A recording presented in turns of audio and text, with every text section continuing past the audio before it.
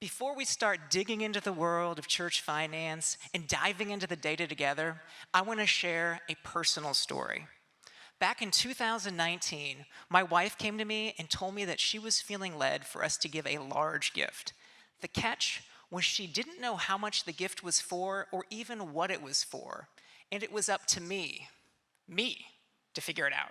So I spent the following weeks trying to figure out what in the world this gift was, but thankfully, God made it obvious to me within a few weeks, and we decided to follow God's leading and give a significant gift that impacted our lifestyle. As we gave this gift, I understood the magnitude of what we were doing because it was going to force us to change the way we budgeted for the foreseeable future. What I didn't anticipate is what God would do in me because of it. In retrospect, what was happening was we were taking a step from being tithers to being above and beyond givers. I'd grown up in a Christian household my whole life. I'd tithed for basically my whole life, but I'd never actually given a gift that forced me to change the way I lived. This moment changed me to my core because in this moment, I decoupled my life from my finances, and I would never look at finances the same again.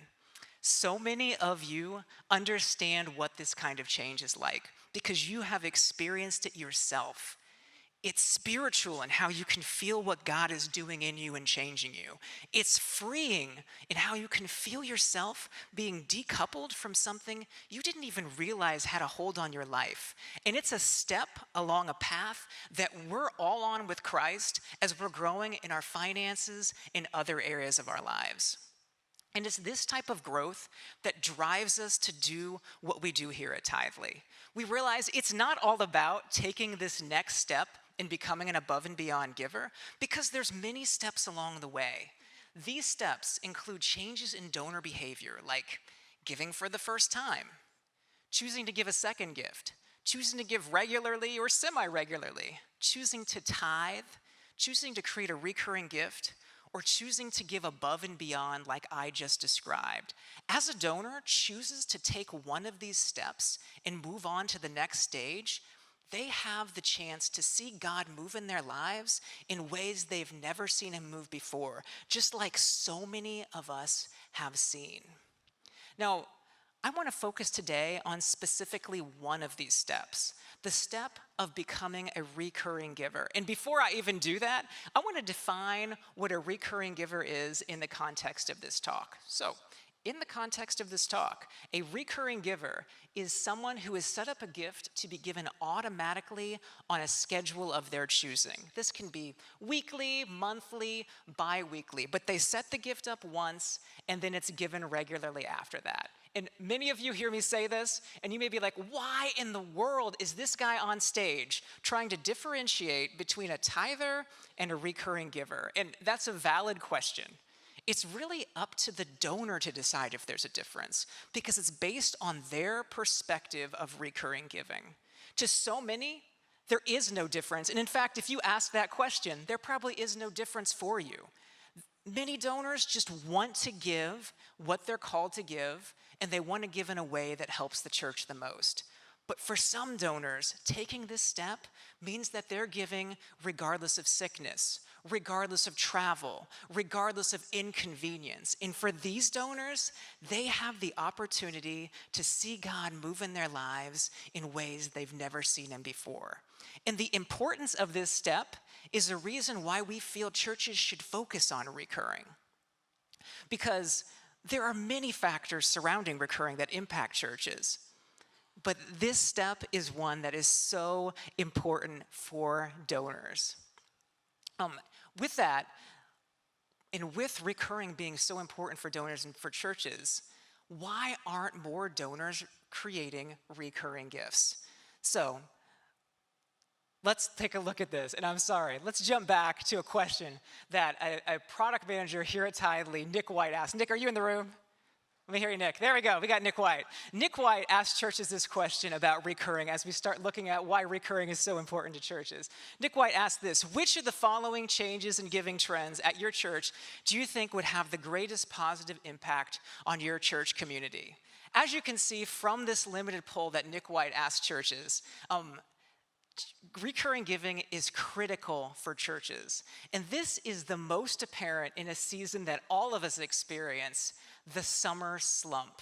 Now, the summer slump impacts churches to different degrees. So we've decided to take a look at how the summer slump actually impacted Tithely as a whole. And to do that, we'll look at the impact that the summer slump had on Tithely giving. Now, as we look at this, I want to mention, we're looking at all Tithely giving, monthly giving, but churches using Tithely in general will experience the same sort of trend that we'll experience from Tithely as a whole. So looking at this chart, you'll see that we've zoomed in at the top of the chart to show a 5% decline in giving in the summer of 2023 compared to the months surrounding.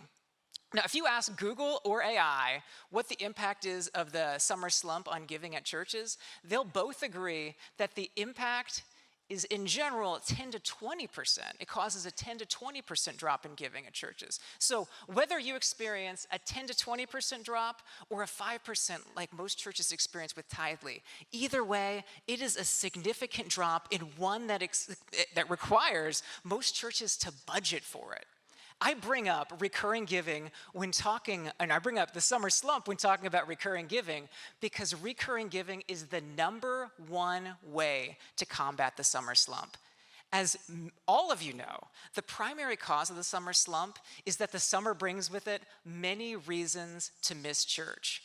And there's nothing wrong with this. I love it when I hear churches mention to people not to feel guilty for missing church from time to time for things like family, like travel, and other things the summer brings. However, as there's this drop in attendance, there's also a drop in giving because of people who are giving one-time gifts from week to week or month to month. And as they miss church, they also tend not to give. So now getting to the point I touched on before, with recurring giving being so important for donors and so important for churches, why aren't more donors setting up recurring gifts?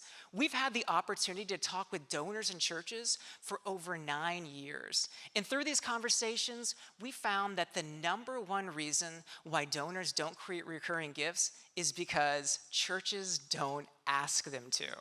Now, there's many valid reasons why a donor might not create a recurring gift if not asked to. I've chosen just a few for us to talk through today.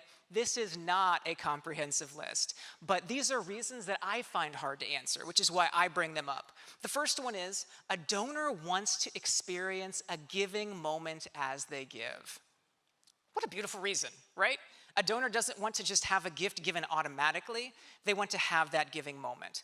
Second reason, a donor wants to save a church money on fees by giving by cash and check. Another great reason.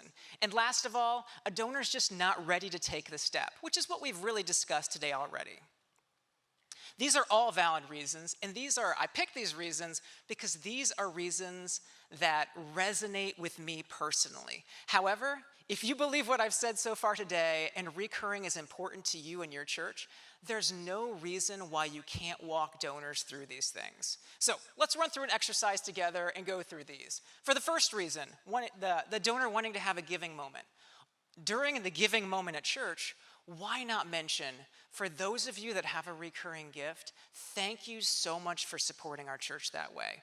Please take the next few moments to reflect on the gift that you've given recently and on what God's doing in your life.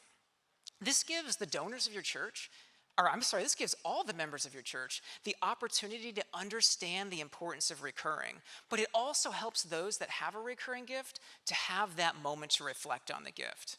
Okay, let's jump on to the second group, those who give by cash and check to save on fees. It's so easy to focus on fees and completely miss the consistency that recurring brings and the convenience that recurring brings for the church. By simply explaining this to a donor, so many are more than willing to create a recurring gift because all they want to do is give what God's called them to do and to give in a way that helps the church the most. So if it helps the church the most to set up a recurring gift, then they're more than happy to do so. And for the third group, the group that isn't ready to give, by simply talking about recurring, you're making sure it's front of mind so that once they're ready to set up a recurring gift, they're thinking about it. All right, so we've now talked about the importance of recurring giving for the donor as they take that step, and we've talked about the importance of recurring giving for the church in one scenario. We've just talked about the summer slump, even though there's so many areas that it helps the church. Let's take a look at the impact that recurring giving has on annual giving for a donor. And to do this, we're going to look at giving across all of Tithely, all donations given at Tithely. And to begin with, we're going to focus on donors who just give one-time donations. And what I mean by a one-time donation, I don't mean they give once and they never give again. I mean that they're giving single time, manually, one at a time. So they may give 52 times or more a year, but each time they do it, it's a manual action. As we look at these donors, and we look at the amount they give annually, on average, a donor that gives one-time donations manually gives $1,245 annually. So once again, this is a donor making one-time donations throughout the year. Now, if we go over here, run the same type of analysis for donors that give recurring gifts, a donor that gives a recurring gift, on average, annually will give $2,739. How cool is that? That because a donor decided to take that step, which already can have such a deep impact on their lives, now the church is that much better equipped to reach the city and the world. But let's take it a step farther, and let's look at the median. And I have a confession to make to you. I'm a nerd. I love math, and secretly, I'm an engineer that snuck his way into product. But that's good news for you because it means I can quickly explain what a median is. If you take a set of data and you split it in half, the middle value is the median. The statistical significance of this is that it removes all the noise from those big gifts and all the noise from the little gifts. So if we do this type of analysis, now we look at the median for the donors that give one-time manual gifts and the amount they give throughout an entire year, the median amount given annually is $204. I just told you, removed all the noise from the big gifts in this case. All right, so if we do the same type of analysis for recurring donors, the median amount given annually is $1,228. 6 times more, once again, because a donor chose to take this step, which can have such an impact on their lives. Now a church has that much more to be able to reach the city and the world. So what do you do with all this data? I just dumped a bunch on you. What do you do with this? Well, first of all, if you're interested in focusing on recurring giving, we see the most success when churches set a goal surrounding recurring. One example of this is with a church called Woodland Hills in St. Paul, Minnesota. They put a focus on recurring, and they were able to grow their recurring to make up 75% of their overall giving. But as a first step, if you work with Tithely, just log into your giving dashboard and look at where your recurring is now. From there, you can set a goal for where you'd like to be. And while you're logged into your Tithely Giving dashboard, take a look at some of the widgets that are relevant to what we talked about today. For instance, the first-time giver widget will help you understand what donors have given recently for the very first time. And the regular giver widget will help you understand what donors are giving on a regular basis but don't have a recurring gift set up. This gives you an idea of those donors that might be ready to take their next step. And with recurring being so important for churches, you'll see us launching new tools like a QR code generator that makes it so much easier for you to help donors to set up a recurring gift. And you'll see us launching new tools in our new admin batch giving, which we're rolling out to more churches every single week. These tools will help you so that you can send out messaging to donors who give by cash and check to make it easier for them to set up a recurring gift. So, with that, we're getting to the close. I want to close where we began, with my personal story. I am passionate about the growth journey because of what I've seen it do in my life. And that makes me so excited to see other people take their next step. Thank you so much for partnering with Tithely, because selfishly, it allows me to partner with you to help people take their next step. With that,